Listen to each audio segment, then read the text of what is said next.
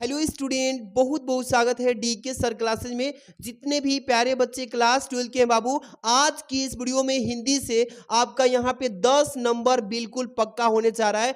100% guarantee के साथ बोल रहा हूँ, इस बार बोर्ड एग्जाम में यही आएगा तो यही आएगा। आप पेपर दे के आएंगे और बोलेंगे हाँ सर, जो बोले थे सेम वही आया है। क्योंकि आज की इस वीडियो में आपको ट्रिक भी बताऊंगा, साथ में कौन गलती नहीं करना है, जीवन परिचय लेखक का या आपके कवि का।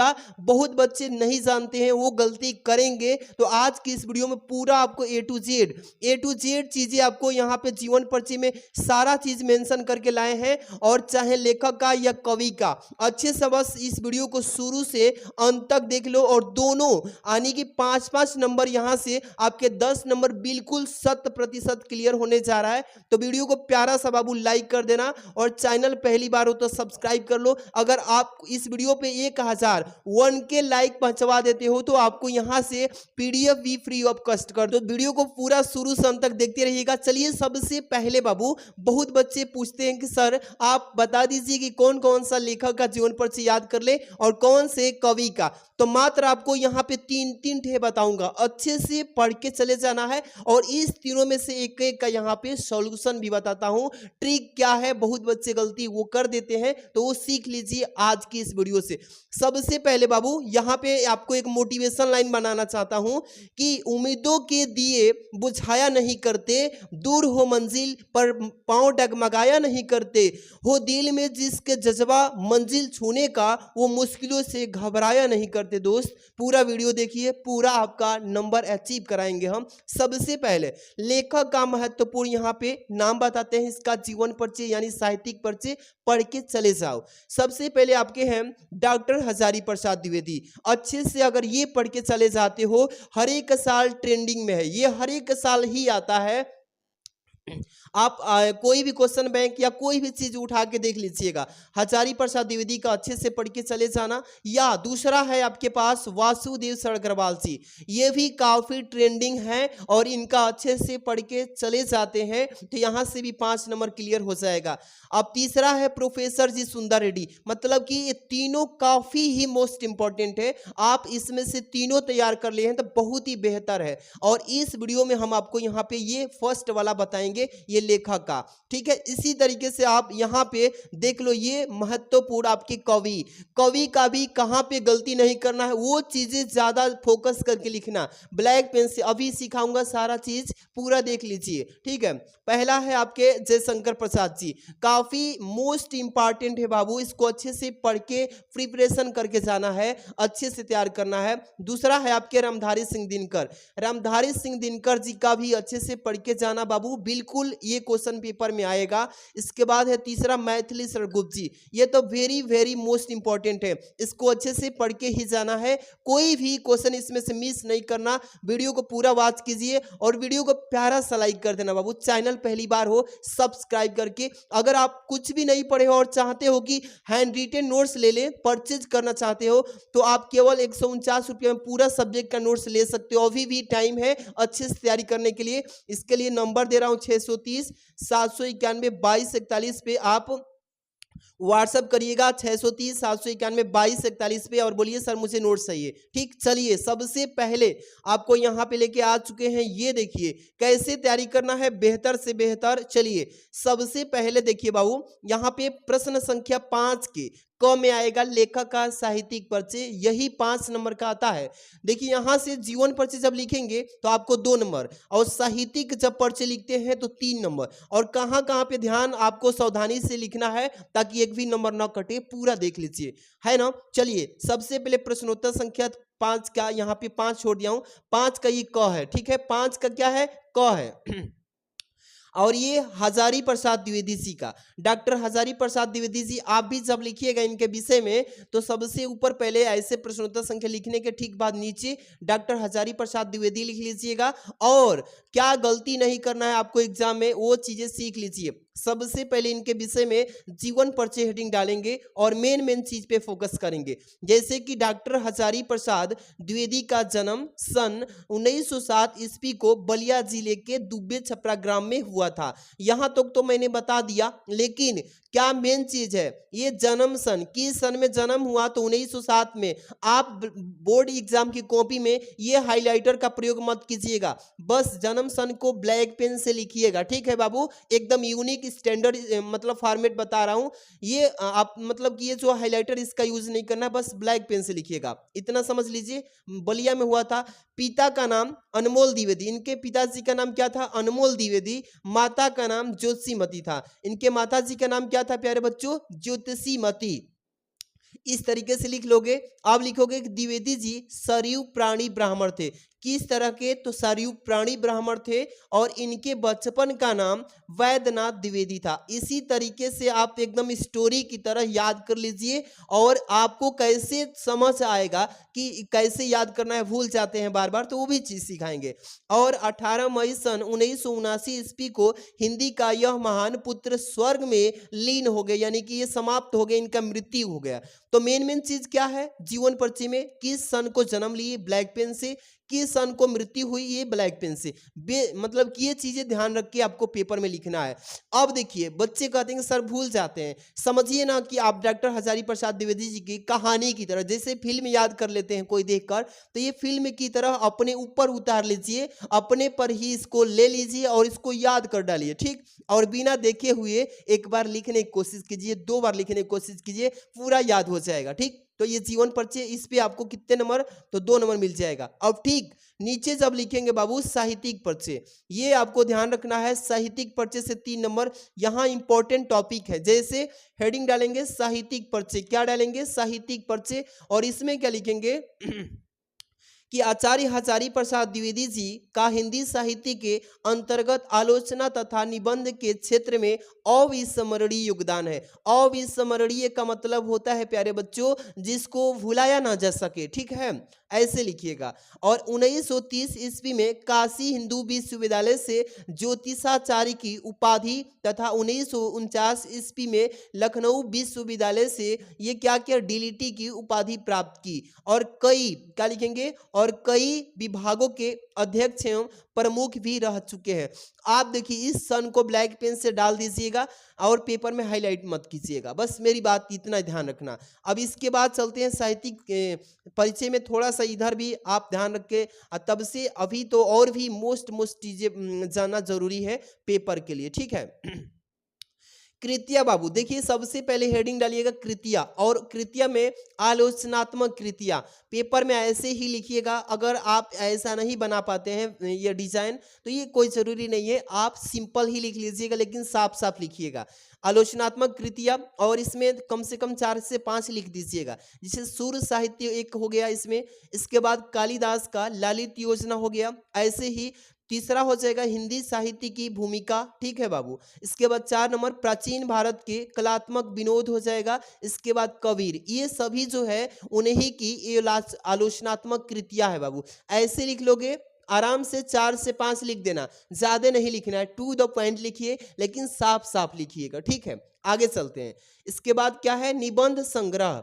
आगे भी इतना लिखना ही पड़ेगा, नहीं लिखेंगे तो नंबर काट लेगा एग्जामिनर, इसलिए अपने से दूर रहिए, मतलब कि नंबर न कटे।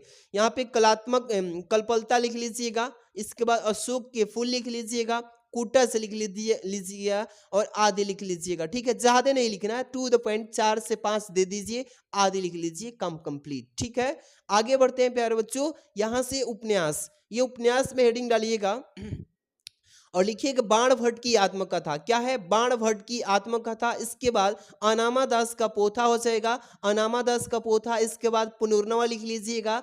इसके बाद चारू चंद्रलेख, ये सभी उन्हीं का उपन्यास है। ठीक है बाबू, तो अच्छे से पढ़ के जाइएगा हजारी प्रसाद द्विवेदी जी का। इस तरीके से यहाँ से साहित्यिक परिचय देंगे तो 3 नंबर मिल जाएगा। तो 3 नंबर और प्लस अभी जीवन परिचय जो आपने लिखा वहां से 2 नंबर। तो टोटल की बात करूं बाबू तो यहाँ से 3 और 2 + 3 कितने नंबर मिल जाएगा, तो 5 नंबर का आपका साहित्यिक परिचय से मिल जाएगा। आराम से तैयारी कर लेना, एकदम स्टैंडर्ड क्वालिटी में बताया हूं, ऐसे ही पेपर में आएगा। इसके बाद अब हम चलते हैं बाबू लेकर के आपके यहाँ पे क्या है तो कवि देख लीजिए। ये क्वेश्चन आपके 5 ही नंबर प्रश्नोत्तर संख्या 5 के ख में आएगा। ठीक है, तो अच्छे से आप समझ लेंगे तो कोई दिक्कत नहीं होने वाला है। और इसमें जैसे कि मैथिली सरगुप्त जी का आप अच्छे से पढ़ के चले जाना, 100% गारंटी बोल रहा हूं कि ये पेपर में इस बार आएगा ही आएगा। ठीक है, तो ये अच्छे से पढ़ के चले जाओ। इसमें क्या क्या सावधानी बरतनी है मैथिली सरगुप्त जी में अच्छे से सीख लो, एक भी क्वेश्चन मिस नहीं करना इस बार पेपर में। ठीक है, जैसे जीवन पर्ची हेडिंग डालिएगा और इसमें लिखिएगा कि मैथिली सरगुप्त जी का जन्म सन 1886 ईस्वी में चीर गांव में हुआ था। किस गांव में? चीर गांव में। आपको देखिए जन्म सन 1886 ब्लैक पेन से लिखिएगा, न कि हाइलाइटर का प्रयोग नहीं करना। ठीक है, इनके पिता सेठ रामचरण गुप्त, इनके पिताजी का नाम ब्लैक पेन से लिख देंगे तो और भी बेहतर रहेगा। एग्जामिनर जो कॉपी चेक करता है वो समझ जाएगा कि बच्चा बहुत ही जानकार है, बेटर लिखा है। आपको एकदम फुल में फुल देगा भाई, एक भी मिस नहीं करेगा नंबर। यहाँ पे उनके पिता का नाम सेठ रामचरण गुप्त है और सेठ रामचरण गुप्त स्वयं एक अच्छे कवि थे। क्या थे? वो भी एक कवि थे। गुप्त जी पर अपने माता पिता का पूर्ण प्रभाव पड़ा। क्या पड़ा? पूर्ण मतलब पूरा पूरा प्रभाव पड़ा। जैसे उनके पिताजी थे वैसे ही ये भी थे। ठीक है, आगे देखिए। आचार्य महावीर प्रसाद द्विवेदी जी से भी इन्हें बहुत प्रेरणा मिली। यानी कि मैथिली सरगुप्त जी जो थे ना, इनको बहुत प्रेरणा मिली थी। किन से? आचार्य महावीर प्रसाद द्विवेदी जी थे, उनसे बहुत कुछ ये भी सीखे थे, यानी प्रेरणा मिली थी। ठीक है, और गुप्त जी विनम्र, हंसमुख और सरल स्वभाव के व्यक्ति थे। विनम्र थे, किसी पे दया करते थे। हंसमुख थे, किसी की बातों पे हमेशा खुशी की दया से हंसी खुशी रखते थे और सरल स्वभाव के थे। कोई कुछ बोल दे एकदम उसको इग्नोर कर देते थे, दिल पे नहीं लेते थे। ठीक है, आगे चलते हैं। साकेत, आगे लिखेंगे साकेत महाकाव्य पर उन्हें हिंदी साहित्य सम्मेलन प्रयाग से मंगला प्रसाद पारितोषिक भी मिला है। तो ये सभी चीजें इस वीडियो में जो चीजें सिखाया हूं इसको पेपर में भी लिखना होगा बाबू। ठीक, जैसे कि साकेत जो है महाकाव्य पे उन्हें हिंदी साहित्य सम्मेलन प्रयाग से मंगला यानी पारितोषिक भी मिला है। साथ ही भारत सरकार द्वारा गुप्त जी को साहित्यिक सेवा के, किसके प्यारे बच्चों? साहित्यिक सेवा के लिए पद्म भूषण से सम्मानित किया गया। किस चीज से? पद्म भूषण से सम्मानित किया गया सरकार के द्वारा, भारत सरकार के द्वारा। इसके बाद जीवन के अंतिम क्षणों तक, यानी कि जब मृत्यु होने की कगार पर आए उसी को अंतिम क्षण बोलते हैं। तो जीवन के अंतिम क्षणों तक ये निरंतर सृजन करते रहे। सृजन का मतलब कि अपने देश के प्रति कुछ न कुछ उपलब्धियां लाते रहे, विकास करने के लिए अपने देश में अपना नाम रच कर गए हैं। ठीक है, और 12 दिसंबर 1964 ईस्वी को माँ भारती का यह महान साधक स्वर्ग में विलीन हो गए, यानी इनकी मृत्यु हो गई थी प्यारे बच्चों। तो इस तरीके से आप जीवन पर से लिख देंगे, यहाँ से आपको बाबू 2 नंबर तो मिल जाएगा। बट जब आगे नहीं लिखेंगे साहित्यिक सेवाएं जो है या परिचय, तो आपको यहाँ पे नंबर नहीं देगा एग्जामिनर। तो अच्छे से भाई पढ़ो, समझो, पेपर के लिए तैयारी बेटर कर लो। साहित्यिक सेवाएं पेपर में हेडिंग लिखोगे साहित्यिक सेवाएं, क्या लिखना है इसमें कि गुप्त जी का झुकाव गति काव्य की ओर था। किसकी ओर? गति काव्य, अपने जो लक्ष्य बनाए हैं उसके तरफ था।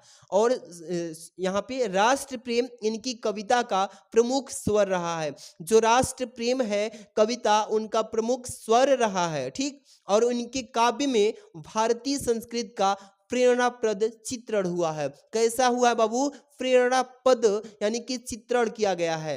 तो ऐसे ही आपको भी पेपर में लिखना होगा। और इसके आगे लिखेंगे बाबू कि इनके साकेत महाकाव्य पर हिंदी साहित्य सम्मेलन प्रयाग मंगला प्रसाद पारितोषिक भी मिला है। तो इन्होंने इतना बड़ा बड़ा काम किया है कि इनको बहुत सारा सरकार के द्वारा यानी कि पद्म भूषण से सम्मानित किया गया है। अब चलते हैं, थोड़ा सा साकेत भी लिख लीजिएगा बाबू। साकेत में क्या लिखेंगे कि यह उत्कृष्ट महाकाव्य जो श्री रामचंद्र चरितमानस के बाद राम काव्य का प्रथम स्तंभ है। इस तरीके से साकेत में लिख देना है हेडिंग लगा के। इसके बाद साहित्य में स्थान, ये तो जरूर ही लिखना, नहीं तो एग्जामिनर नंबर काट लेगा।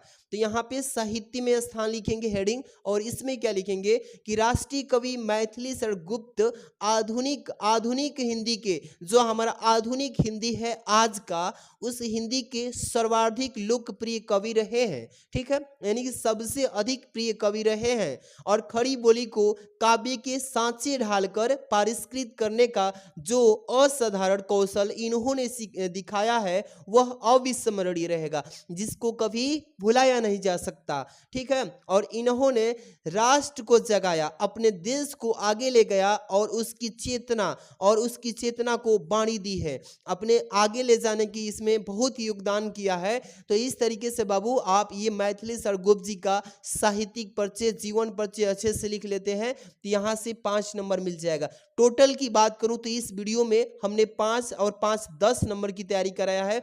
अच्छे से इस वीडियो को देख लीजिएगा, एक बार 2 बार समझिएगा, पेपर में बेटर करके आइएगा, और ये जो मैं बताया हूं इसका स्क्रीनशॉट ले लीजिए, प्यारा सा लाइक कर देना बाबू, इसकी स्क्रीनशॉट तैयारी कर लेना अच्छे से। डीके सर क्लासेस पे ये सारा चीज बताया गया है, और वीडियो अच्छे से शेयर कर देना दोस्तों में। और कुछ नहीं पढ़े हैं तो आपके लिए एक ऑफर बताया ही हूँ कि 149 रुपया में आप ले सकते हो सभी सब्जेक्ट का हैंड रिटेन IMP क्वेश्चंस, जिसको पढ़ के आप 90+ यानी कि 90% तक अचीव कर सकते हो। इसके लिए ये व्हाट्सएप नंबर है 630 791 2241 पे आप व्हाट्सएप करिए, सर मुझे नोट्स चाहिए, आप आराम से ले सकते हैं। लास्ट में 41 है। ठीक है, थैंक्स फॉर वॉचिंग।